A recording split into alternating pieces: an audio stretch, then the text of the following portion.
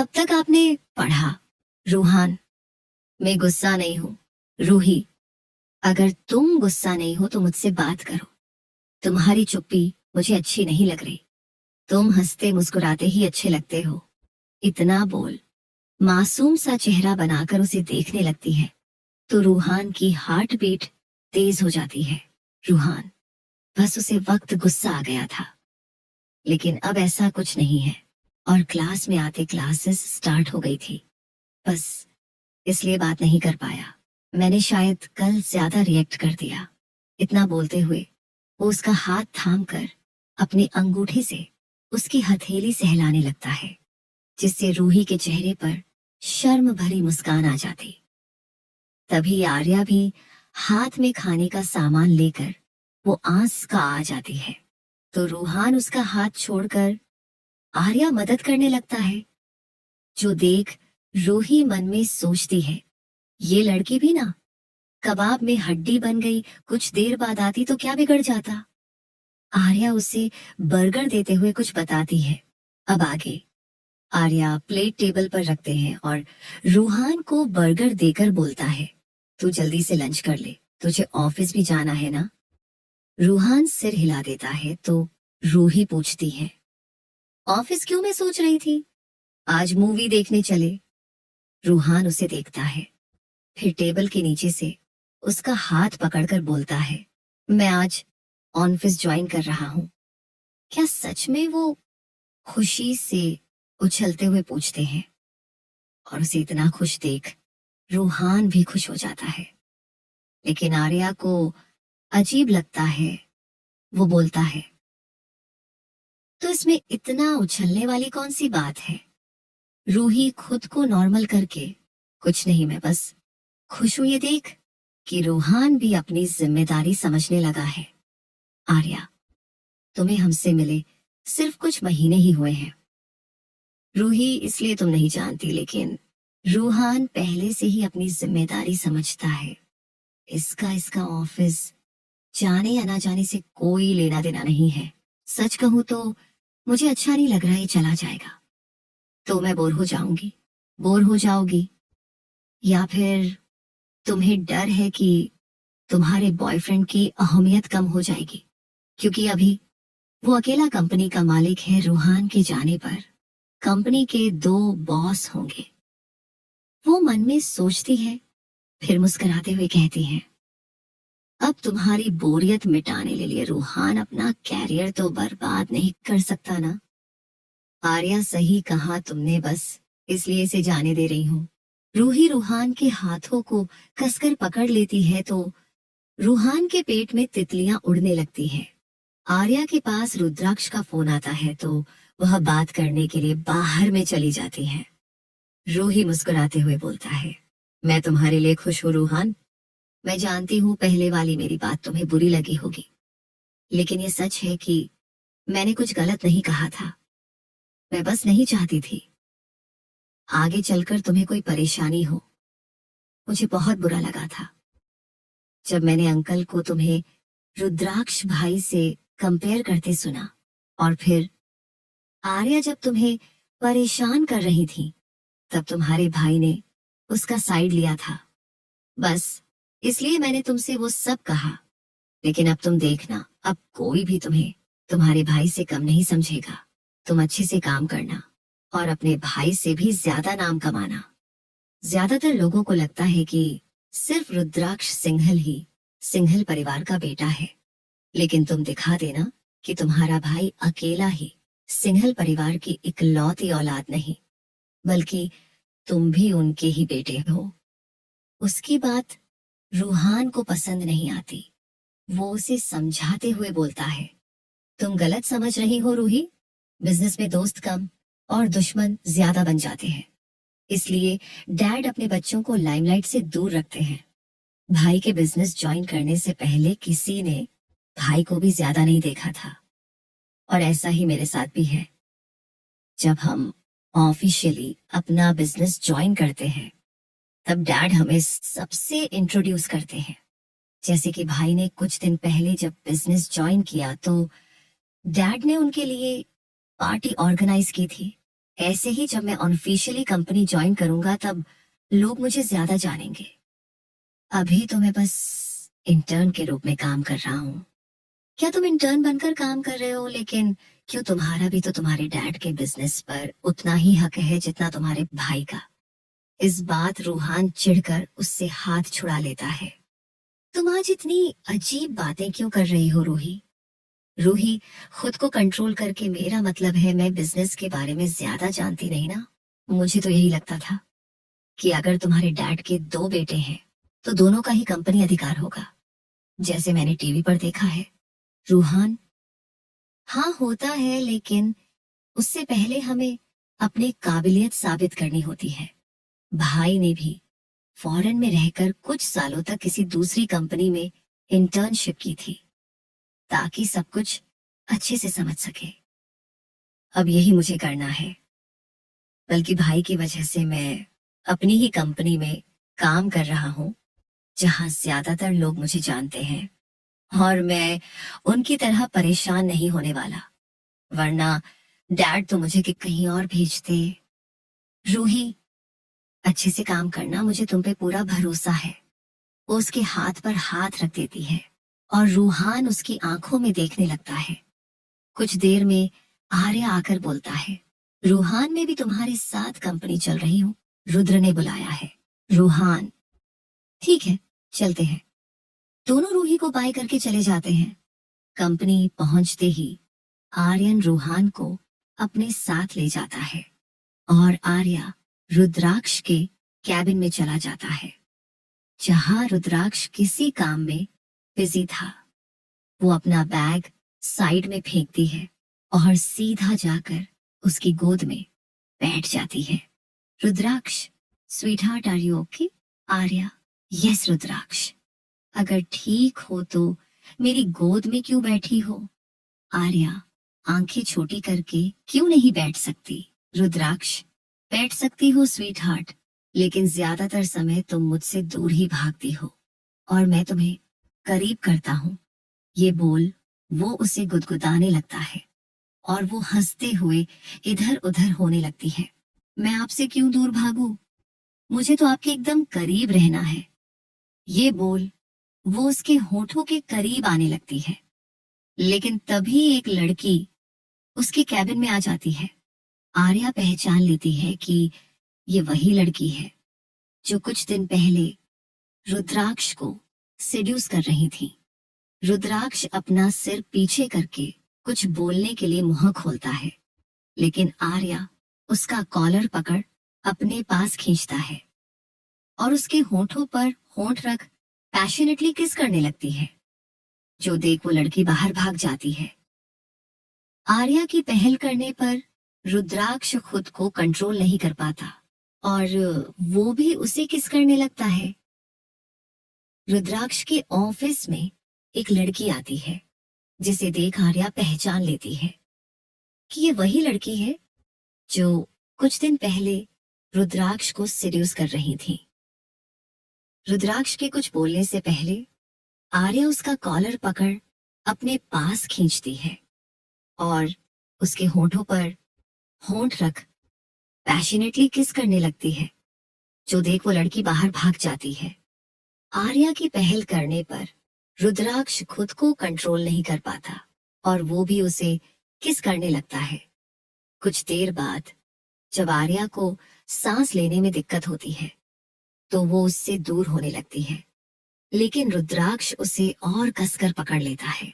कुछ मिनटों बाद जब वो उसे छोड़ता है तो आर्या उसे घूरते हुए लंबी सांसें लेने लगती है और फिर मुंह बनाते हुए बोलता है, आपने मेरी सांसें ही रोक दी थी, कम से कम सांस लेने का मौका तो दिया करिए।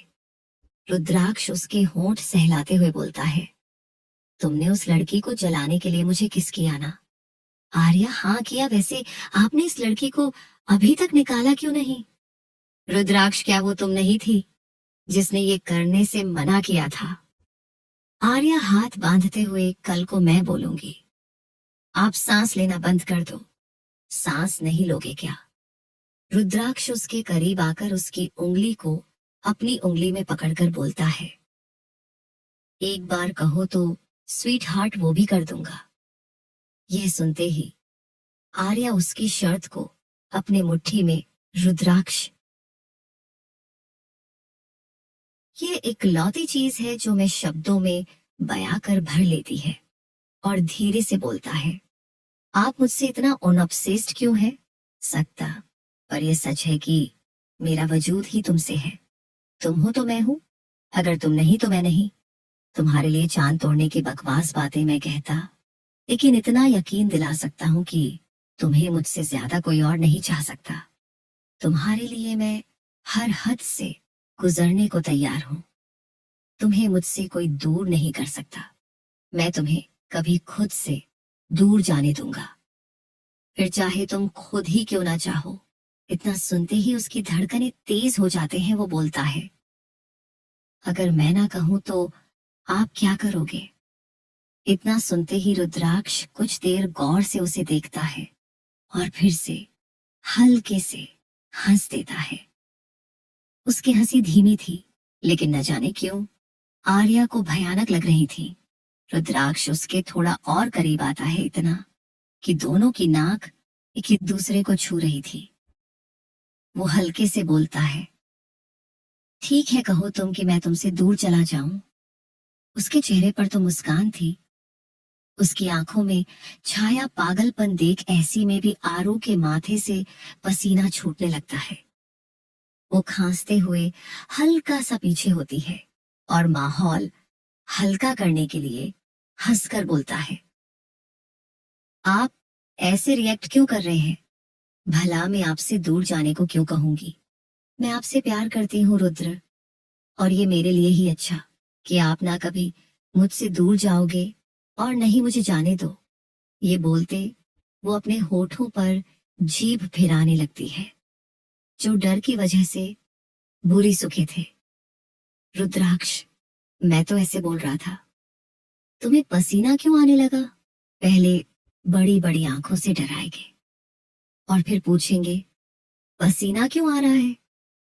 वह धीरे से बुदबुदाती है, लेकिन रुद्राक्ष सुन लेता सुना था और उसके चेहरे पर तिरछी मुस्कान आकर चली जाते हैं। वह उसके बालों के लेफ्ट को अपने उंगली में उलझते हुए सोचता है, प्यार के साथ थोड़ा डर होना जरूरी है स्वीट हार्ट। आर्या उसकी गोद से उठकर, आप काम करो, मैं तब तक मूवी देखती हूँ। ये बोल वो सामने पड़े सोफे पर बैठी जाती है और हेडफोन पहनकर भी मूवी देखने लगती, और रुद्राक्ष अपना काम करने लगता है। कुछ देर बाद जब उसकी नजर आर्या पर जाती है तो वो सोफे पर लेटी हुई थी और फोन उसके हाथ से छुटकर जमीन पर गिरा था, लेकिन उसके कानों में अभी भी हेडफोन था। वो उठकर उसके पास जाता है और उसका हेडफोन हटाकर गौर से उसे देखने लगता है और फिर अपना कोट उस पर डाल देता है। कुछ देर अपनी स्लीपिंग ब्यूटी को निहारने के बाद वो अपने भाई को देखने के लिए चला जाता है। रूहान अपनी जगह बैठा था और सब उसके काम में काफी हेल्प कर रहे थे, लेकिन अब उसका मन लग नहीं रहा था। तभी उसकी नजर अपनी ओर आते रुद्राक्ष पर जाती है।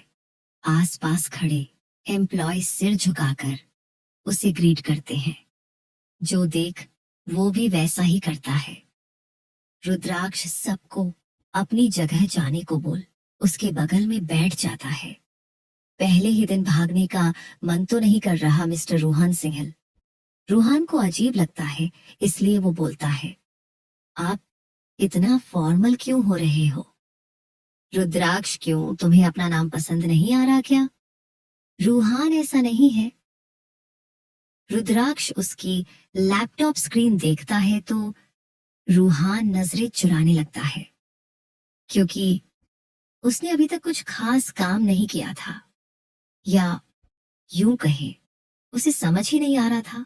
रुद्राक्ष गहरी सांस लेता है और उसके की बोर्ड पर उंगलियां चलाते हुए उसे सब कुछ समझाने लगता है। कुछ देर बाद वो इंटर बटन पर क्लिक कर बोलता है, ये हो गया, कुछ समझ आया? रूहान हाँ में सिर हिलाकर उसे थैंक्स बोलता है तो रुद्राक्ष उसके बाल सहलाने लगता है। रूहान, भाई आप इतने अच्छे क्यों हो रहे हो मुझे आदत नहीं है। आपके डरावने एक्सप्रेशन देखकर ही लगता है आप मेरे भाई हो। रुद्राक्ष उसे घूर कर बोलता है। सेम मुझे भी लगता है, क्योंकि मेरा छोटा भाई निहायत ही नालायक और बचकाना प्राणी है, जो आजकल शरीफ बनने की कोशिश कर रहे हो। रूहान मुंह बनाते हुए, मैं शरीफ ही हूँ रुद्राक्ष। हाँ, जैसे मैं स्वीट हूँ। इस बात पर रूहान मुंह बना लेता है तो रुद्राक्ष बोलता है, काम पर ध्यान दो, वरना तुम्हारी सैलरी काट लूंगा। और वहां से चला जाता है। ऐसे ही काफी समय बीत जाता है। शाम को सब साथ में घर जाते हैं। अमय और तृप्ति जी काम से वापस नहीं आए थे, इसलिए आर्या सिंघल हाउस ही चली जाती है, जहां हॉल में एक मिडिल एज आदमी बैठा था, जिसे देख श्रेया खुश होकर बोलता है, पापा। उसके पापा सुनील जी उसे देख मुस्कुराते हुए बोलता है, श्रेया मेरी बच्ची कैसी हो तुम? मौसी के घर आने पर तुम पापा को तो भूल ही जाती हो। श्रेया जाकर उन्हें गले लगा लेती है और फिर दूर होकर बोलता है, रोज तो घंटे भर आपसे बातें करती हूँ। रुद्राक्ष और रूहान जाकर उनके पैर छूते हैं और फिर आर्या भी उन्हें हेलो करती है, तो वो उसे भी गले लगा लेते हैं। रुद्राक्ष आर्यन को उनसे इंट्रोड्यूस कराता है तो आर्यन भी उन्हें ग्रीट करता है। उसके बाद सब हाल में बैठकर बातें करने लगते हैं। तभी निधि जी श्रेया के पास बैठकर बोलता है, जीजा जी एक गुड न्यूज लाए हैं तुम्हारे लिए। श्रेया कॉफी पीते हुए, क्या गुड न्यूज है पापा? सुनील जी, यही कि मैंने तुम्हारे लिए लड़का पसंद कर लिया है और वो ही मेरा दामाद बनेगा। ये सुनते ही श्रेया के मुंह से कॉफी बाहर निकल जाती है और वो खांसने लगती है। रुद्राक्ष को छोड़ बाकी चारों चिल्लाते हैं, क्या? सुनील जी एक बार अपनी बेटी, फिर रूहान और आर्या को देखते हैं और फिर आर्यन को देखकर बोलते हैं, इन तीनों का तो समझ में आता है, पर तुम क्यों ऐसे सरप्राइज हो रहे हो? ये सुन वो इधर उधर देखने लगता है तो श्रेया उससे उनका ध्यान हटाते हुए बोलता है, उसको छोड़िए, आप मुझसे बात करिए। आपने मेरे लिए लड़का पसंद कर लिया और मुझे बताया तक नहीं। सुनील जी, क्योंकि मुझे पता है मेरी बेटी को बस लड़कों से फ्लर्ट करना पसंद है, लेकिन जब बात लाइफ पार्टनर बनने की हो तो उसे कोई लड़का पसंद नहीं आता। और भूल गई, यहाँ आने से पहले तुमने कहा था कि तुम्हें कोई लड़का पसंद नहीं है, मैं तुम्हारे लिए लड़का पसंद कर सकता हूँ। श्रेया, अरे तो पहले थोड़ी ना सोचा था, यहाँ आने के बाद मुझे मेरे लाइफ पार्टनर मिल जाएगा। आपकी पसंद से मैं शादी नहीं करने वाली। मेरा पहले से ही बॉयफ्रेंड है। क्या तुम्हें कोई पसंद है? सुनील जी बोलते हैं, अगर मुझे वह पसंद नहीं आया तो मैं उसे रिजेक्ट ही कर दूंगा। यह सुन आर्यन नर्वस होकर श्रेया को देखता है तो वो उसे शांत रहने का इशारा कर देती है। श्रेया, शादी मुझे करनी है, पापा आपको नहीं, और अपनी बेटी पर भरोसा रखिए, उसने अच्छे इंसान को ही पसंद किया होगा। निधि जी, तुम्हें यहाँ आए अभी कुछ समय ही हुआ है, इतने दिनों में तुम्हें कोई लड़का पसंद आ गया? और क्या तुम सच में उससे शादी करना चाहती हो बेटा? यह जिंदगी भर का फैसला है, सोच समझ कर अपना फैसला करना। श्रेया, मैंने सब कुछ सोच लिया है मौसी, और मुझे सचमुच लड़का बहुत पसंद है और वो बहुत अच्छा है, हमेशा मेरा ध्यान रखेगा। समय जी, अब ये भी बता दो कि लड़का कौन है, ताकि हम वो आगे का सोचे।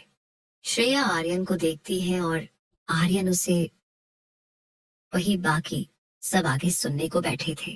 वो दोनों कुछ भी बोल नहीं रहे थे कि तभी आर्या चिढ़कर बोलता है, अभी तक तो बहुत बोल रहे थे, अब क्यों चुप हो गई? सीधा बताओ ना कि तुम्हें कोई और नहीं बल्कि आर्यन भाई पसंद है।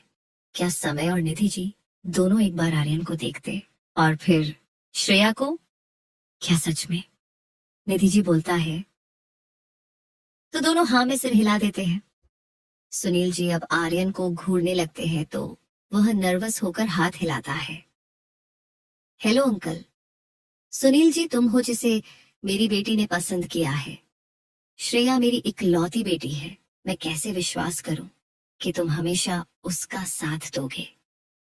आर्यन श्रेया के पास आकर उसका हाथ पकड़कर बोलता है, मैं आपकी बेटी से प्यार करता हूँ और उसका ख्याल रखना मेरी जिम्मेदारी है। श्रेया का दिल दुखाने से पहले मैं मरना पसंद करूंगा। आपकी बेटी मेरी जिंदगी में आई पहली लड़की है, पर आखिरी भी। मैं कभी आपकी बेटी का दिल नहीं दुखाऊंगा। सुनील जी बिना कुछ बोले उसे घूरने लगता है तो रूहान बोलता है, मौसा जी मान जाइए, इतना क्या भाव खा रहे हैं। निधि जी उसे डांटते हुए बोलता है, चुप करो रूहान और उन्हें बात करने दो। लेकिन जीजा जी में भी इतना बोलूंगी कि आपकी बेटी ने बहुत अच्छा लड़का पसंद किया है। मुझे नहीं पता इतनी जल्दी इनमें प्यार कैसे हो गया, लेकिन ये सच है कि आर्यन अच्छा लड़का है और हम अपनी बेटी को लेकर इस पर भरोसा कर सकते हैं। सुनील जी रुद्राक्ष की तरफ देखती हैं और वह बिना कुछ कहे हाँ में सिर हिला देता है। वो आर्यन से बोलते हैं, वैसे तुम्हारे घर में कौन कौन है और तुम करते क्या हो। आर्यन मेरे घर में सिर्फ मेरे डैड है जो कि साइकेट्रिस्ट है, मेरी मॉम नहीं है। और मैंने रुद्रयान के साथ ही पढ़ाई की है और अभी मैं उसको पर्सनल असिस्टेंट हूँ। सुनील जी अपनी बेटी को देखते हैं तो वह प्यारा सा चेहरा बनाकर सिर हिलाती है। वह बाकी सबके आंखों में भी उनके रिश्ते के लिए हाँ ही थी, इसलिए वो बोलते हैं, हमारे यहाँ शादी की बात लड़के से नहीं बल्कि उसके घर वालों से करते हैं। सबसे पहले अपने डैड को बुलाओ। आर्यन खुश होकर, मैं अभी फोन करता हूँ उन्हें। वैसे क्या सच में आपको हमारे रिश्ते से कोई प्रॉब्लम नहीं है। इतना सुनते ही सब उसे घूरते हैं तो वो बोलता है, समझ गया, आपको कोई प्रॉब्लम नहीं है, मैं डैड को फोन करता हूँ। ये बोल वो चला जाता है और श्रेया सुनील जी को गले लगा लेती है। थैंक यू पापा। वो उसका सर सहलाते हुए बोलते हैं, तुम खुश हो, मुझे इससे ज्यादा और कुछ नहीं चाहिए। निधि जी उसे खींचकर बोलता है, अच्छा अब ये बताओ तुम दोनों का चक्कर कब से चल रहा है। श्रेया, ज्यादा समय नहीं हुआ, मासी गोवा ट्रिप से ही हमारा रिलेशनशिप शुरू हुआ। समय जी इतने ही कम समय में तुम दोनों ने सोच लिया कि तुम्हें जिंदगी भर साथ रहना है। श्रेया, वो इसलिए मौसा जी क्योंकि मुझे आर्यन पहले दिन से ही पसंद था और जैसा कि रुद्राक्ष भाई ने बताया कि आज तक उसकी कोई भी गर्लफ्रेंड नहीं रही, इसलिए उसने मुझे डायरेक्ट शादी के लिए ही प्रपोज किया था। आर्या, वाह फाइनली इतने दिनों के बाद मैं कोई शादी एंजॉय करूंगी। मैं तो डैड से अपने लिए लहंगा डिजाइन करवाने वाली हूँ। रूहान, कब तक दूसरों की शादी में ही डिजाइनर लहंगे पहनोगी। खुद की शादी का भी सोचो। तुम दोनों कितने टाइम से रिलेशनशिप में और अभी शादी नहीं करने वाले, और इन दोनों को देखो, 3 दिन के रिलेशनशिप में शादी तक बात पहुंच गई। आर्या, जब करनी होगी तो शादी भी कर लेंगे। कम से कम मेरे पास पार्टनर तो है, तेरे पास तो वो भी नहीं है, सिंगल ही मारेगा तू। रूहान, ज्यादा मुंह मत चला। ठीक है, आर्यन भाई के बाद अगला नंबर मेरा ही है, देख लेना। निधि जी, क्यों कोई गर्लफ्रेंड है तुम्हारी? अगर हाँ तो फिर पहले बता दो। रूहान, है नहीं मॉम, लेकिन हो जाएगी तब तक। तभी आर्या के पास एक मैसेज आता है जो देख वो बोलता है, मॉम डैड घर आ गए हैं, मैं भी चलती हूँ, उन्हें ये गुड न्यूज भी तो देनी है। सब हाँ बोलते हैं। वो रुद्राक्ष को देख कुछ इशारा करती है और फिर बाहर भाग जाती है। आर्या घर जाकर अमय जी और तृप्ति जी को श्रेया की शादी फिक्स होने की गुड न्यूज सुनाती है, जो सुनकर वो दोनों भी काफी खुश थे। तृप्ति जी, श्रेया और आर्यन का चक्कर चल रहा था और हमें पता ही नहीं चला। वैसे कि तुम्हें तो पता ही होगा। वो आर्या से पूछती है तो वो कहती है, यस मॉम, मुझे पहले से पता था, बल्कि इन दोनों को पास लाने का थोड़ा क्रेडिट आप मुझे दे सकती हैं। तृप्ति जी, लगता है रुद्राक्ष के साथ रिलेशनशिप में आने के बाद तुम लव एडवाइस भी देने लगी हो। आर्या, कुछ ऐसा ही समझ लीजिए मॉम। अम्मी जी, तो बेटा कुछ एडवाइस मुझे भी दे दो, क्योंकि तुम्हारी मॉम आजकल मुझ पर ध्यान ही नहीं देती और हमेशा गुस्सा करती है। ये सुन तृप्ति जी उन्हें कोहनी मारती है। वही आर्या खिलखिलाकर हंसने लगती है।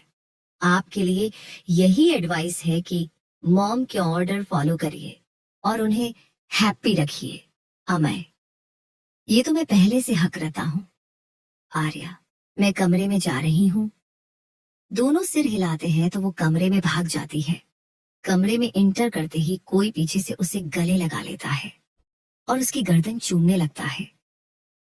आर्या मदहोशी से अपनी आंखें बंद कर लेते और फिर पीछे पलटकर उसकी गले में अपने बाहें डालकर एकदम करीब खड़ी हो जाती है।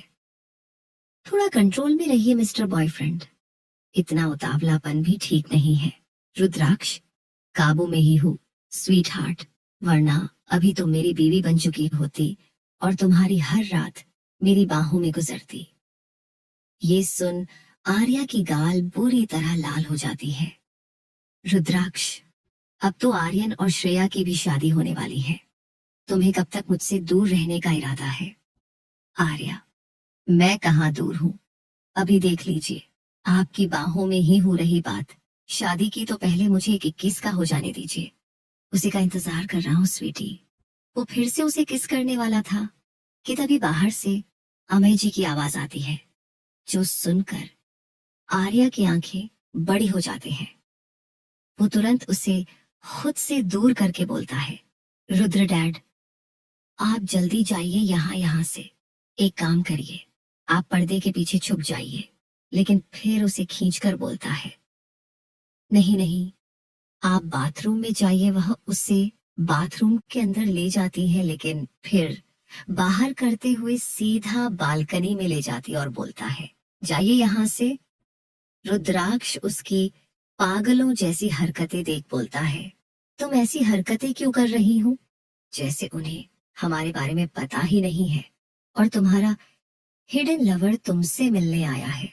आर्या, आपकी बात सच है, लेकिन डैड को जरा भी पसंद नहीं आएगा कि आप चोरी छिपे मेरी बालकनी से मेरे कमरे में आए। वो उसके होठों पर किस करके बोलता है, रुद्र प्लीज जाइए ना। वो उसे घूरते हुए बालकनी से धीरे धीरे नीचे उतरने लगता है। वही आर्या खुद को नॉर्मल करके दरवाजा खोलती है। उसे देखकर अमेय जी पूछते हैं, तुम इतना घबराई क्यों लग रही हो और दरवाजा खोलने में इतना समय क्यों लगा दिया? वो अपना फोन दिखाते हुए बोलता है, डैड उठाकर, वह मैंने एक डरावनी रील देख ली। आपको तो पता है ना मुझे हॉरर मूवी देखने में कितना डर लगता है, बस इसीलिए घबरा गई थी और बाथरूम में थी, इसलिए दरवाजा खोलने में समय लगा। अमेय जी, आज हम दोनों डिनर के लिए बाहर जा रहे हैं, इसलिए तैयार हो जाओ। आर्या, मैं तो रेडी ही हूँ, आप चलिए मैं आती हूँ। अमेय जी एक नजर पूरे कमरे में मारते हैं और फिर बाहर चले जाते हैं। उनके जाते ही आर्या सीने पर हाथ रख लंबे लंबी सांस लेने लगती है और फिर अपने सिर दीवार पर मारते हुए बोलता है, जरूर वो जलनखोर आदमी गुस्से से उबल रहा होगा। ये बोल वो अपना फोन खोलती है और व्हाट्सएप पर जाकर रुद्राक्ष को ढेर सारे सॉरी के साथ लव इमोजी सेंड कर देती है। वही श्रेया रात में अपने चुपके से आर्यन के रूम में जाती है और दरवाजा नॉक करती है। आर्यन गेट पर उसे देख बोलता है, तुम वो अंदर आकर गेट बंद कर लेती है और फिर अपनी कमर पर हाथ रख बोलता है, आज इतनी खुशी का दिन है, डैड हमारी शादी के लिए मान गए, लेकिन तुम तो जरा भी खुश नहीं लग रहे। आर्यन, कैसी बातें कर रही हो, मैं भला क्यों खुश नहीं होऊंगा? श्रेया, अगर ऐसा है तो तुम उसके बाद से मुझसे मिलने नहीं आए और ना ही कॉल की। आर्यन, क्योंकि तब से तुम अपने डैड के साथ हो और मैं तुम दोनों की बातचीत में डिस्टर्ब नहीं करना चाहता था। तुमसे मिलने के लिए हो तो अभी तक जाग रहा हूं, तुम नहीं आती तो मैं तुमसे मिलने आ जाता। श्रेया, सच में आर्यन उसे गले लगा लेता है। मैंने डैड को कॉल कर दी है, उन्हें अपने बारे में पहले से ही बता दिया था और वो 2 दिन में आ जाएंगे। ये सुन श्रेया खुश हो जाती है। मुझसे तो इंतजार नहीं हो रहा, जल्दी से तुम्हारे डैड आ जाए। और मौसी ने कहा कि वो पंडित जी को भी बुलाने वाली हैं ताकि हमारी शादी का मुहूर्त निकाल सके। सब कुछ इतनी जल्दी जल्दी हो रहा है कि मैं अपनी खुशी एक्सप्लेन भी नहीं कर पा रही, लेकिन थोड़ा अफसोस भी है। सोचा था हम दोनों कुछ दिन चुपके चुपके रोमांस करेंगे और फिर सबको बताएंगे। आर्यन उसका माथा चूमकर बोलता है, चुपके चुपके रोमांस करने की जरूरत ही नहीं पड़ेगी। तुम सीधा मेरी पत्नी बन जाओगी, पूरे हक के साथ। मैं सबके सामने तुम्हारा हाथ थाम सकता हूँ। दोनों अपने फ्यूचर के बारे में बातें करने लगते हैं। श्रेया अपनी सारी विश उसे बता रही थी कि शादी में उसे कैसा लहंगा चाहिए, कैसे ज्वेलरी, वो कौन से गाने पर परफॉर्म करेंगी और हनीमून पर कहाँ जाएंगे। वही आर्यन उसकी सारी बातें अपने दिमाग में बिता रहा था। ऐसे ही 2 दिन बीत जाते हैं। आर्यन के डैड इंडिया आ चुके थे। आज आर्या की फैमिली भी सिंगल हाउस में इनवाइटेड थी, क्योंकि उनकी शादी का मुहूर्त निकालने के लिए पंडित जी आने वाले थे। शादी का मुहूर्त 1 महीने बाद का था और एंगेजमेंट 1 हफ्ते बाद। ये सुन सबसे ज्यादा खुश आर्यन था। 1 महीने के बाद शादी का आइडिया पंडित जी ने उसके 1000 पर रिक्वेस्ट करने पर बताया था। ऐसा नहीं था कि मुहूर्त अच्छा नहीं था, लेकिन वो जानता था कि अगर पंडित जी ने दूसरा मुहूर्त 6 महीने बाद का बताया तो सुनील जी 6 महीने बाद वाली डेट पक्की करेंगे। पंडित जी ने आर्यन और श्रेया की शादी की तारीख 1 महीने बाद निकाली थी और 1 हफ्ते बाद उनकी एंगेजमेंट थी। शादी की तारीख निकालने के बाद पंडित जी चले जाते हैं। सुनील जी, इतनी जल्दी शादी का मुहूर्त है, हमें तो अभी बहुत सारी तैयारी करनी है। अभी तो मैं यहाँ पर पूरी तरह शिफ्ट भी नहीं हुआ। समय जी, उसकी चिंता मत करो सुनील। वैसे मैं चाहता हूँ कि श्रेया की शादी इसी घर से हो। श्रेया को हमने हमेशा अपनी बेटी ही माना है सुनील, लेकिन वो मेरी भी इकलौती बेटी है। निधि जी जानते हैं जीजा जी, लेकिन आप अभी अपने नए घर में शिफ्ट पर नहीं हो पाए हैं। ऐसे में आप इतनी जल्दी सारी तैयारी कैसे होंगी? सुनील जी बहुत सोचने के बाद हाँ कर देते हैं।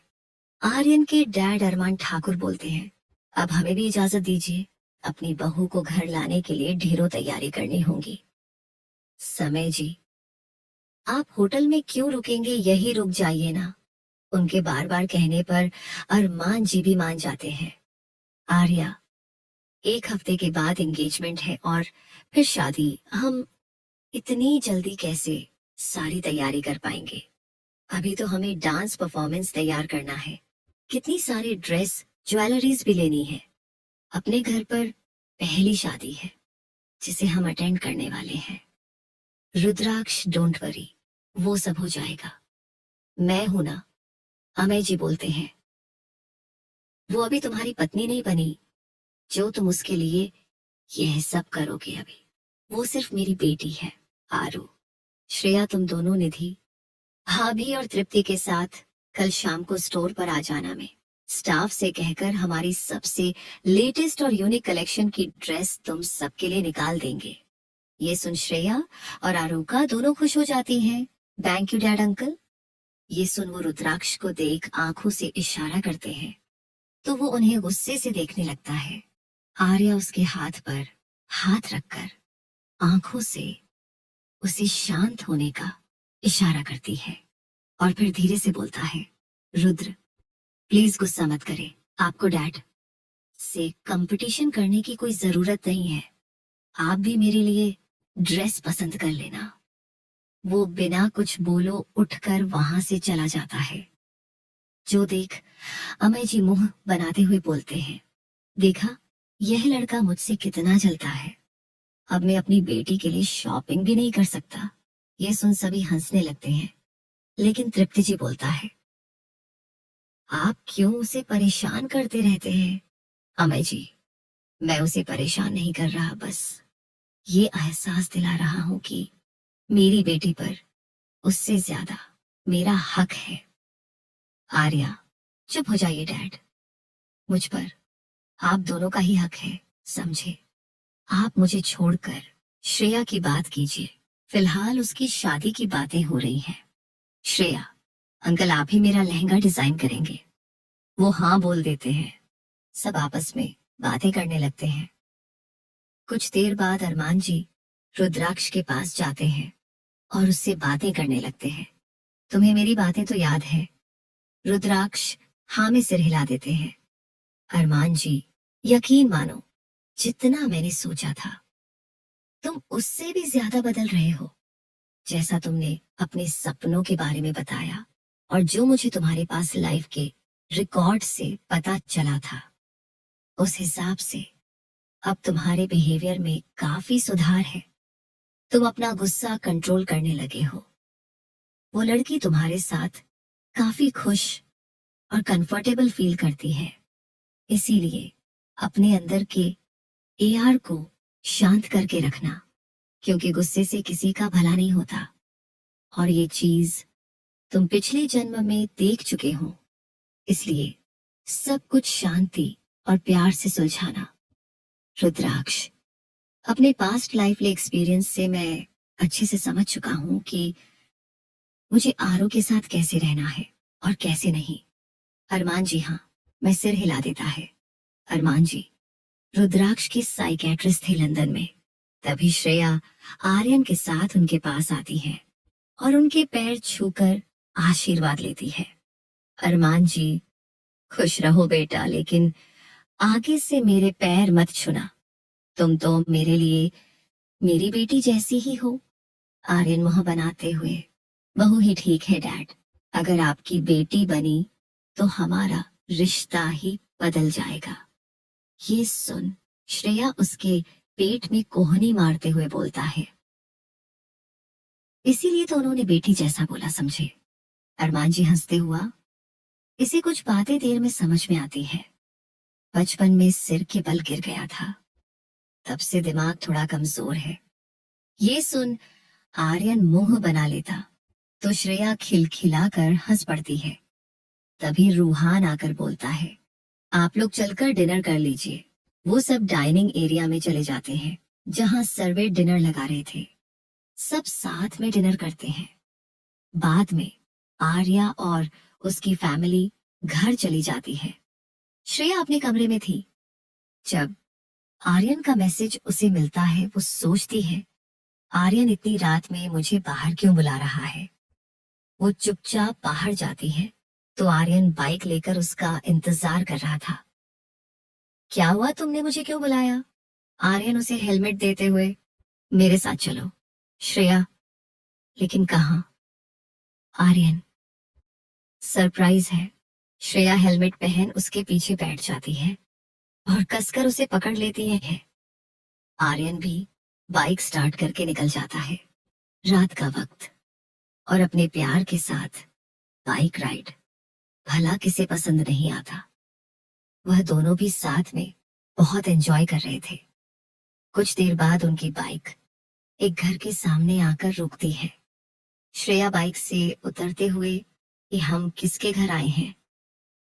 आर्यन उसके हाथ में चाबी रखकर, हमारे घर। श्रेया सरप्राइज होते हुए, हमारे। आर्यन, अब शादी के बाद हम सिंगल हाउस में तो नहीं रहने वाले, इसलिए मैंने हमारे लिए ये घर खरीदा है। कुछ दिनों बाद तुम मेरी दुल्हन बनाकर इसी घर में गृह प्रवेश करोगी, लेकिन उससे पहले मैं तुम्हें यहां लाना चाहता था। अंदर जाते हुए श्रेया छोटे से गार्डन को देखती है और फिर घर अनलॉक कर अंदर जाते हैं। श्रेया चारों ओर घूमकर देखती है। यहाँ तो सब कुछ मेरी पसंद का ही है। आर्यन, जानता हूँ किचन से लेकर बेडरूम और बाथरूम तक तुम्हारी पसंद का ही है। शादी के बाद हम यहीं रहने वाले हैं। कहीं कोई कमी रह गई हो तो मुझे बता सकती हो? श्रेया, सब कुछ बहुत खूबसूरत है। वह दोनों पूरा घर देखते हैं। घर का एक एक कोना श्रेया के पसंद का ही था। यहाँ तक कि बाहर के गार्डन में लगे फ्लावर्स भी उसके पसंद के ही थे। उसकी हल्की नम हो जाती है और वो बोलता है, thank you so much Aryan. इसमें थैंक यू वाली कौन सी बात है? तुम मेरी गर्लफ्रेंड हो और 1 महीने में पत्नी भी बन जाओगी। तुम्हारा मेरी हर चीज पर बराबर हक है और तुम्हारी पसंद नापसंद का ख्याल रखना मेरी जिम्मेदारी। ये सुन श्रेया को उस पर बहुत प्यार आता है। वो उससे चिपक कर उसे किस करने लगती है तो आर्यन भी उसका साथ देने लगता है। कुछ घंटे वहां बिताने के बाद दोनों घर आ जाते हैं। अगले दिन से श्रेया की सगाई की तैयारियों शुरू हो जाती है। वही रोहन रूही से मिलने के लिए उसके रेंटल हाउस में जाता है। वो बेल बजाता है तो एक लड़की दरवाजा खोलती है। रूहान इसे जानता था। ये लड़की रूही के साथ वाले रूम में रहती थी। रूहान की देख वो मुस्कुराते हुए बोलता है, तुम जिससे मिलने आए हो वो बाहर गार्डन में बैठी है। ये सुन रूहान गार्डन की तरफ चला जाता है जहां रूही कुर्सी पर बैठी फोन पर किसी से बात कर रही थी। उसकी पीठ रूहान की तरफ थी, इसलिए वो उसे देख नहीं पाती। तभी रूही फोन पर कुछ ऐसा बोलता है जिसे सुन रूहान के चेहरे की मुस्कान चली जाती है और वो गुस्से से रूही को देखने लगता है। रूहान रूही से मिलने के लिए जाता है। उसकी रूममेट बताती है कि वो अब भी गार्डन में, इसलिए वो गार्डन में चला जाता है जहां रूही एक चेयर पर बैठकर किसी से बात कर रही थी। उसकी पीठ रूहान की तरफ थी, इसीलिए वो रूहान को नहीं देख पाती। वो उसे सरप्राइज करने के लिए धीमे कदमों से उसके पीछे जाकर खड़ा हो जाता है। अपनी बातों में मग्न रूही को पता ही नहीं चलता कि कोई उसके पीछे है। वह अपनी माँ से फोन पर बात करते हुए बोलता है, मैं सच बोल रही हूँ माँ। वो लड़का बताता नहीं, लेकिन उसकी हरकतों से साफ पता चलता है कि वो मुझसे प्यार करता है और जल्दी ही मुझे प्रपोज कर देगा। और मैं तुरंत ही हाँ बोल तक दूंगी। और अगर उसने नहीं कहा तो मैं खुद ही उसे प्रपोज कर दूंगी। भला ऐसी सोने का अंडा देने वाली मुर्गी कोई छोड़ता है क्या? मैं कितनी भी कोशिश कर लूं, कभी उसके जितनी अमीर नहीं हो सकती और वो पहले से ही मुझ पर लट्टू है, तो मैं भला क्यों मौका छोड़ूं? ये सुन रोहन कंफ्यूज हो जाता है। आखिर रूही किसकी बात कर रही है? रूही आगे बोलता है, पहले मुझे कॉलेज में सब परेशान किया करते थे, लेकिन जब से मेरी दोस्ती आर्या और रूहान से हुई है तो कोई भी मुझे परेशान नहीं करता। कॉलेज की कैंटीन इतने महंगे थे कि पहले मैं जा भी नहीं पाती थी, लेकिन अब मुझे फ्री में वहां का खाना मिलता है क्योंकि पे वो दोनों करते हैं। वो रूहान अपनी महंगी कार से मुझे हॉस्टल तक छोड़ने भी जाता है। यही नहीं, बल्कि मैं तो उसके आलीशान घर पर भी जा चुकी हूँ। उसकी माँ दूसरी तरफ से कुछ बोलता है तो वो हंसते हुए बोलता है, मैं उससे प्यार नहीं करती माँ, लेकिन अगर किसी लड़के के साथ जिंदगी बितानी ही है तो फिर रूहान क्यों नहीं? वो लड़का बेवकूफ है और उसके माँ बाप तो बहुत सीधे हैं। मेरी छवि उनके सामने एक सीधी साथी और संस्कारी लड़की की है, और वो तो मैं हूं भी। ये बोल वो हंसने लगती है, लेकिन फिर शांत होकर बोलता है, पहले सोचा था उसके बड़े भाई को पटा लूं क्योंकि वो हैंडसम है और जितना मैंने जाना है उसके पास ही सारी पावर है, लेकिन वो आर्या से पागलों की तरह प्यार करता है और उसके रूहाना किसी और के बारे में सोचता तक नहीं।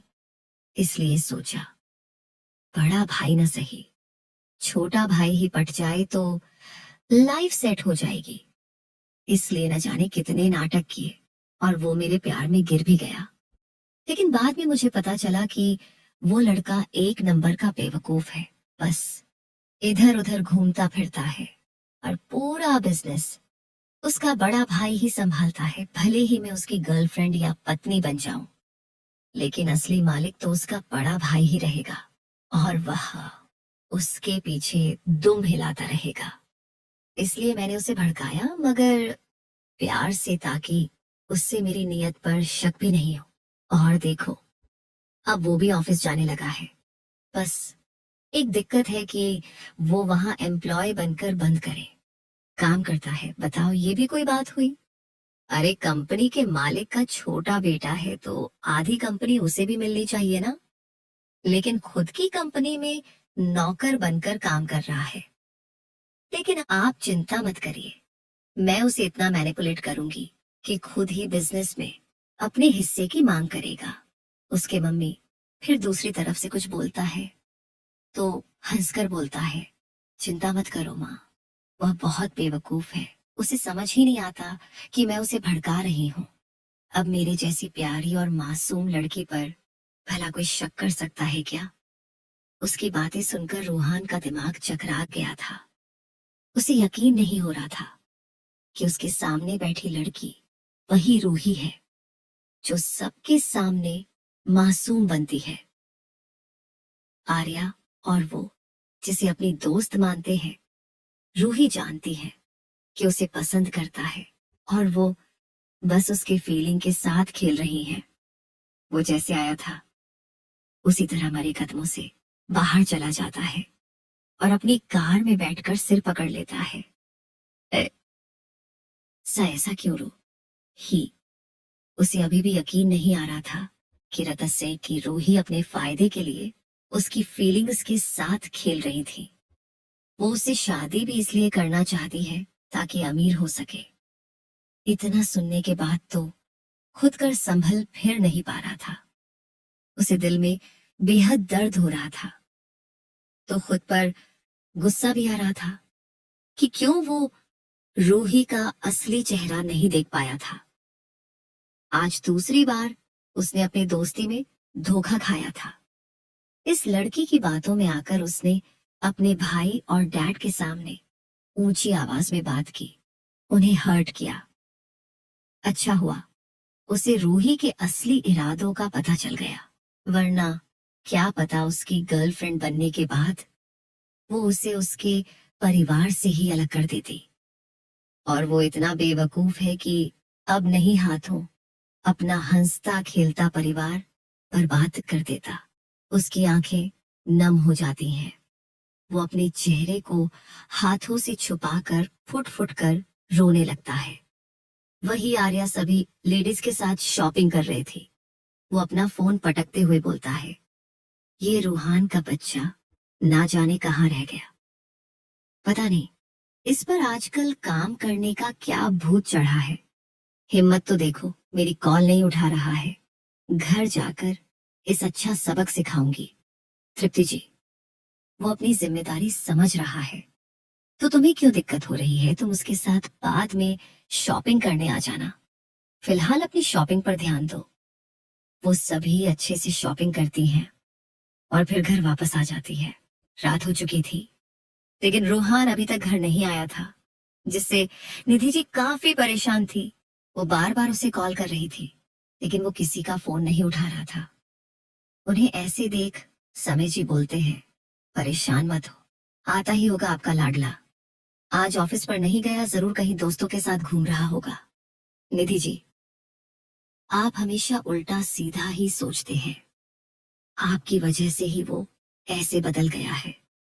शाम को उसने आर्या का फोन भी नहीं उठाया था। अब मुझसे टेंशन हो रही है। वो रुद्राक्ष को कॉल करती है। रुद्र रोहान कहाँ है? वो अभी तक घर नहीं आया। रुद्राक्ष जो ऑफिस से घर ही आ रहा था, बोलता है, मैं देखता हूँ मॉम, आप आराम करिए। इतना बोल वो फोन काट देता है और अपने फोन में रूहान की लोकेशन देख उसकी आंखें सिकुड़ जाती हैं। एक नाइट क्लब में जोरों का म्यूजिक बज रहा था। कई लड़के लड़कियां तेज म्यूजिक पर ठुमक रहे थे। कई कोने में अपने पार्टनर्स के साथ बिजी थे, तो कई आशिक अपना दिल टूटने के गम में पैग और पैग लगाए जा रहे थे। और इन टूटे दिल आशिकों में एक रूहान भी था, जो नशे में इधर उधर झूम रहा था और एक के बाद एक जाम पीते जा रहा था।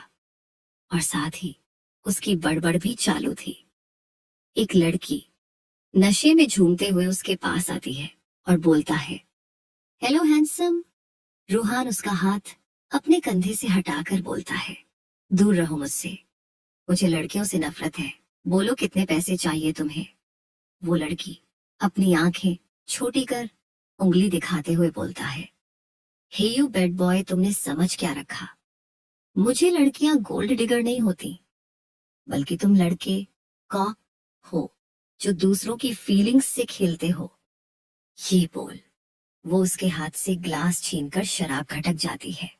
वो आगे बढ़ती है तो लड़खड़ा कर रूहान के बगल में पड़ी कुर्सी पर गिर जाती है। रूहान उसे घूरते हुए दूसरा गिलास उठा लेता तो वह बोलता है, क्या तुम्हें भी प्यार में धोखा मिला है? मुझे भी यार। इस बात पर चीयर्स।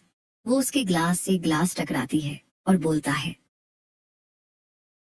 तुम पता है मैं 2 सालों से एक लड़के के साथ रिलेशनशिप में थी और आज पता चला वह कमीना मुझे चीट कर रहा है।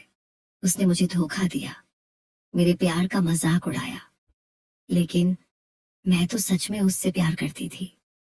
उसी बेवफा की वजह से आज इस हालत में हूं कि क्लब में पागलों की तरफ दारू पीकर सामने नशे में टुन्न लड़की को अपनी आप बीती। आप बेटी सुन रही हूँ, हाय रे मेरी किस्मत। रूहान, तुम्हारी स्टोरी तो मुझसे भी ज्यादा दर्द भरी है। मैं एक लड़की से प्यार करता था, सोचा था उसे प्रपोज करूंगा, लेकिन आज मुझे पता चला कि वो बस पैसों के लिए मेरे पीछे थी।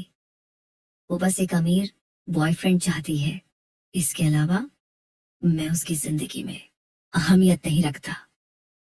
उसने मुझे मेरे भाई के खिलाफ भड़काया और मैं उसकी बातों में भी आ गया। आज मैंने गलती से उसकी बातें सुन ली और तब मुझे पता चला कि वो मुझे अपना एटीएम बनाना चाहती है, हम सफर नहीं। ये सुन वो लड़की उसके बालों में हाथ फेरते हुए बोलता है, तो उसमें इतना मातम मनाने वाली कौन सी बात है? ज्यादा बुरा तो तब होता जब वो लड़की तुम्हारी लाइफ पार्टनर बनती और तुम्हारी बात लगाती। अच्छा ही है कि तुम्हें पहले ही उसके इरादों का पता चल गया और तुम बच गए। काश मुझे भी अपना एक एक्स के इरादों का पता पहले से होता। वो मेरे साथ फिजिकल होना चाहता था और मैंने मना कर दिया, इसीलिए उसने कहीं और मुंह मारना शुरू कर दिया और लास्ट में मुझ पर इल्जाम लगा दिया।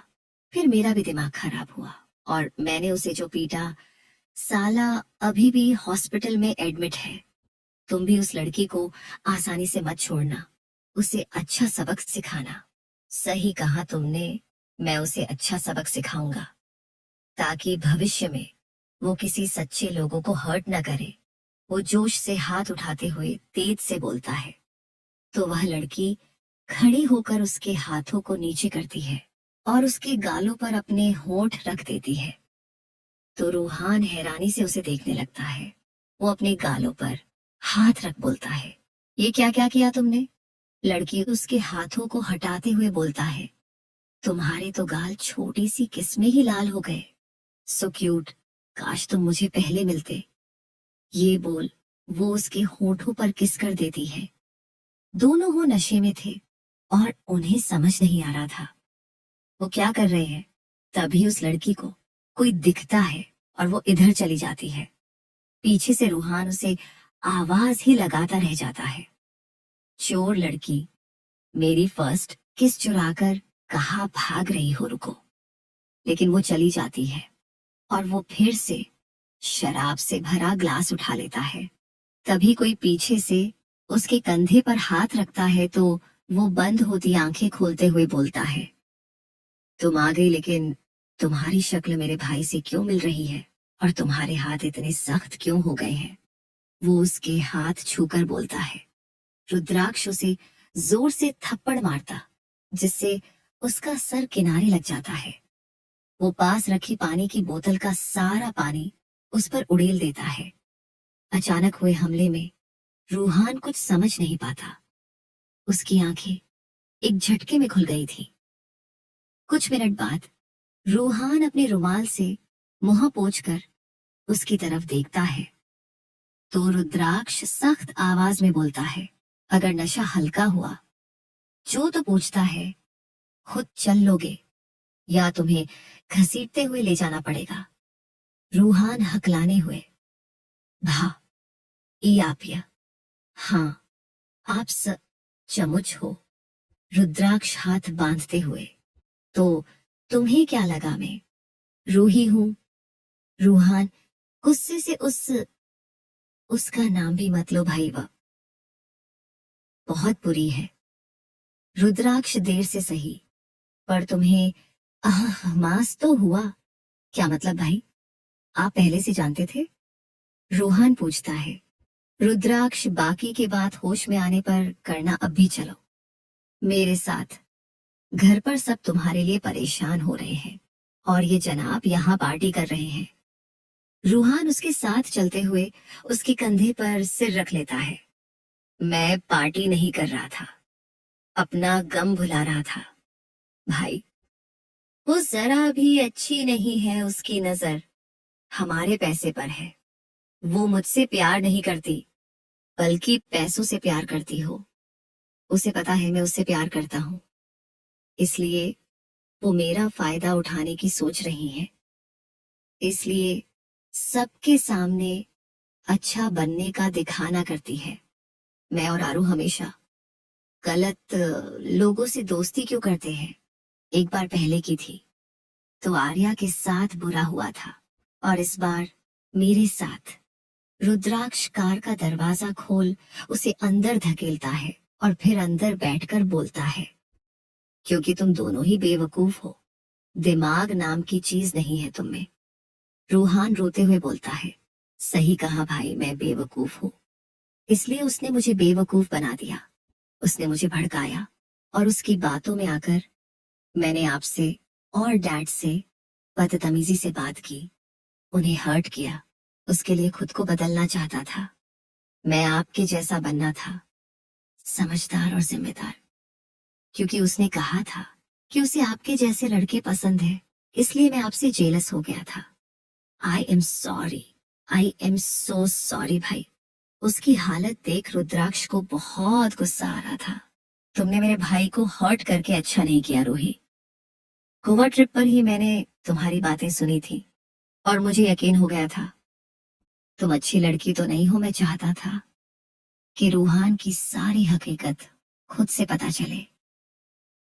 अपने भाई और आर्या की वजह से मैं चुप था, लेकिन मेरे भाई का दिल तोड़ा है तुमने, और मेरी गर्लफ्रेंड का भरोसा। तुम्हें मैं छोड़ूंगा नहीं।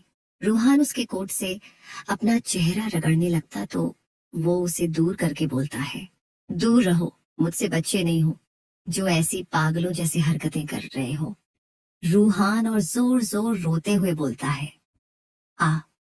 आप भी मुझे खुद से दूर कर रहे हो भाई, सचमुच कोई भी मुझसे प्यार नहीं करता।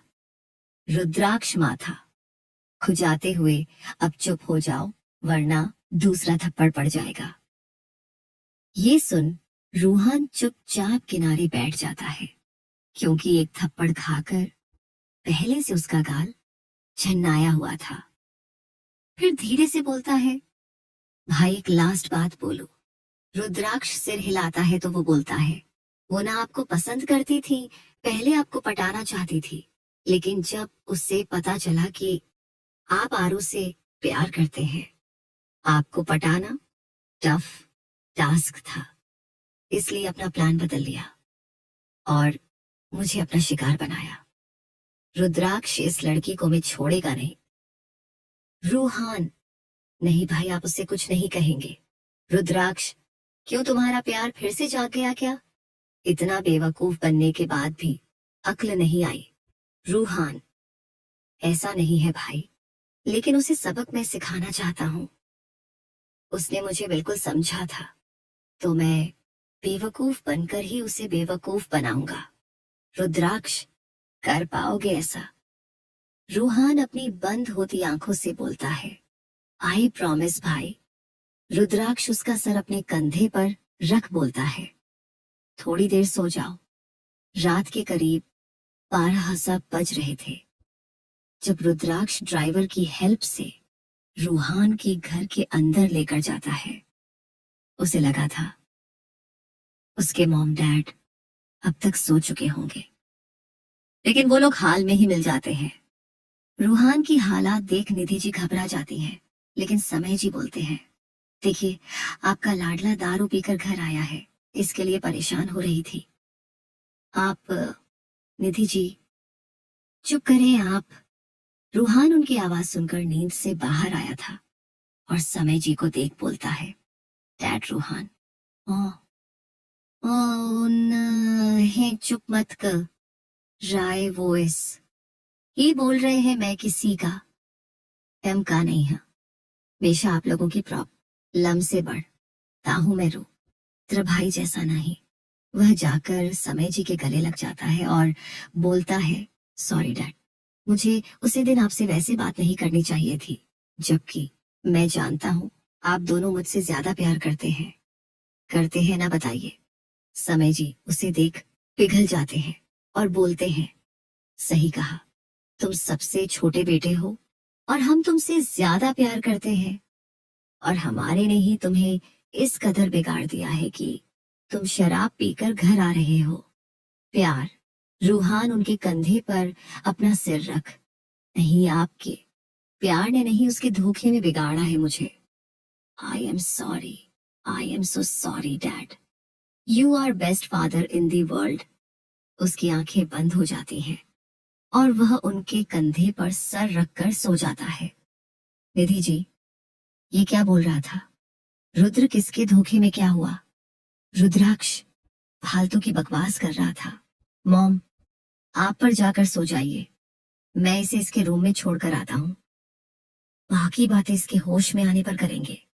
यह बोल ड्राइवर को सारा करता है और वह दोनों रूहान को खींचते हुए कमरे में ले जाते हैं। रुद्राक्ष उसे बेड पर लेटकर अपने कमरे में आता है और फोन चेक करता है, जिस पर आर्या के 12 से भी ज्यादा मिस्ड कॉल लगी हुई थी। वे जैसे ही उसे कॉल बैक करता है तो आर्या फोन रिसीव करके बोलता है, आपने मुझे कॉल क्यों किया? मुझे आपसे बात नहीं करनी। रुद्राक्ष, सॉरी स्वीट हार्ट, बिजी था। आर्या, ऐसे तो हमेशा बोलते हैं कि मैं कितना भी बिजी क्यों ना हूं, तुम्हारे लिए फ्री रहता हूं, और आज मैंने इतनी बार आपको कॉल किया, आपने मेरा फोन रिसीव नहीं किया। चाहिए मुझे बात नहीं करनी, वो फोन काट देती है। रुद्राक्ष का सर दर्द होने लगा था, इसलिए वह दोबारा उसे फोन नहीं करता। आर्या काफी देर तक अपने फोन की तरफ देखती है और फिर टेडी बेयर जमीन में फेंकते हुए बोलता है, पहले ये आदमी मेरे पीछे पड़ा था और जब मैं उसकी गर्लफ्रेंड बन गई तो जब मुझे इग्नोर कर रहे हैं, आपको तो मैं छोड़ूंगी नहीं। आप मुझसे इतनी जल्दी पीछा नहीं छोड़ा सकते। बात तो आपको करनी ही होगी और मुझसे माफी भी मांगनी होगी। वो अपने कमरे से बाहर चली जाती है। पहले रूहान की टेंशन, अब आर्या का बिहेवियर देख वो अपना सर पकड़कर बैठ जाता है। सुबह से वो मीटिंग बिजी था क्योंकि आर्यन अपनी शादी की तैयारी में व्यस्त था, इसलिए ऑफिस के ज्यादातर काम उसे ही देखना पड़ रहा था। वो आंखें बंद करके सोफे पर ही लेट जाता है। वो आधी नींद में ही था कि उसे अपने माथे पर किसी का हाथ महसूस होता है। वो हाथ पकड़कर तुरंत आंखें खोलकर बोलता है, आरू। कमरे में काफी अंधेरा था, लेकिन आर्या की छुअन वो तुरंत पहचान गया था। आर्या, हाँ मैं, आप किसी और को एक्सेप्ट कर रहे थे क्या? और ये कमरे में इतना डरावना माहौल क्यों बनाया हुआ है? ये बोल वो लाइट्स ऑन करती है। रुद्राक्ष, तुम यहाँ इतनी रात में और आई कैसे? बालकनी से? आर्या हाथ बांधते हुए मुंह बनाकर बोलता है, जब आप आधी रात में मेरे घर आ सकते हैं तो मैं क्यों नहीं आ सकती? और आपकी तरह डरपोक नहीं हूं।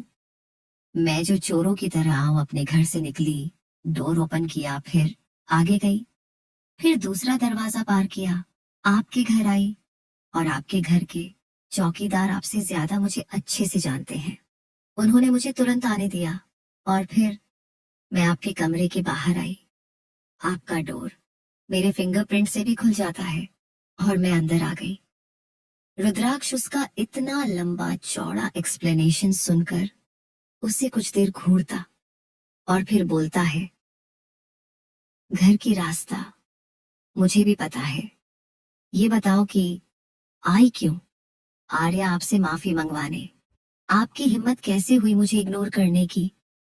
अगर मैंने गुस्सा होकर फोन काट दिया था तो आपका फर्ज बनता है मुझे मनाने का। मैं आपसे झगड़ा करने आई हूँ। रुद्राक्ष अपने सामने बैठी बड़ी सी बच्ची को देखता है। आर्या ने पिंक कलर का जंप सूट पहना था और बालों का बन बनाया था। साथ ही उसका छोटा सा गोल चेहरा जो गुस्से की वजह से लाल था, जो देख रुद्राक्ष से रहा नहीं जाता और वो उसकी चिन पकड़कर अपनी तरफ करता है और उसको ऊपर झुककर उसके होठों को अपने होठों में भर लेता है, फिर पैशनेटली चूमने लगता है। आर्या उसके सीने पर मारते हो उसे खुद से दूर करने की कोशिश करती है, लेकिन रुद्राक्ष की ताकत के आगे हार मान जाती है। रुद्राक्ष खींचकर उसे अपने ऊपर कर लेता और उसकी टॉप से झांकती कमर पर अपने ठंडे हाथ रख देता है। इस बीच उनकी किस ब्रेक नहीं हुई थी। आर्या भी अब उसका साथ दे रही थी। कुछ मिनट बाद रुद्राक्ष उसके होठों से दूर होकर उसकी गर्दन में अपना सिर छुपा लेता है और उसके बाल खोल देता है। आर्या लंबी सांसें लेते हुए खुद को रिलैक्स करती है और फिर उसके सीने पर मुक्का मारते हुए बोलता है, मैंने गलती की। यहाँ आकर अभी मुझे और गुस्सा आ रहा है। रुद्राक्ष बिना कुछ बोले उसके बालों को स्मेल करने लगता है। आर्या, मैंने ड्रिंक तो नहीं की तो फिर आप में से स्मेल क्यों आ रही है? और आप कुछ परेशान लग रहे हैं। पता है क्या हुआ? कुछ सोचते हुए रुद्राक्ष उसे सच बताता है, जो सुनकर आर्या बुरी तरह हैरान थी। वो रुवासी होकर बोलता है, क्या सच में उसे लड़की ने ऐसा किया कर? हमने तो उसे अपना सच्चा दोस्त माना था। पहली बार हम किसी दोस्त को अपने घर आए थे। उसके बिहेवियर से हमें कभी नहीं लगा वो बुरी लड़की है। रुद्राक्ष, तभी तो कहता हूं कि तुम बहुत मासूम हो। स्वीट हार्ट किसी के चेहरे पर नहीं लिखा होता कि वो अंदर से कितने नीच है। आर्या गुस्से से, मैं उसे छोड़ूंगी नहीं। उसने रोहान की फीलिंग्स के साथ खेलकर अच्छा नहीं किया। यहाँ तक वो पहले आपको पटाना चाहती थी। ये सोचकर ही मुझे गुस्सा आ रहा है।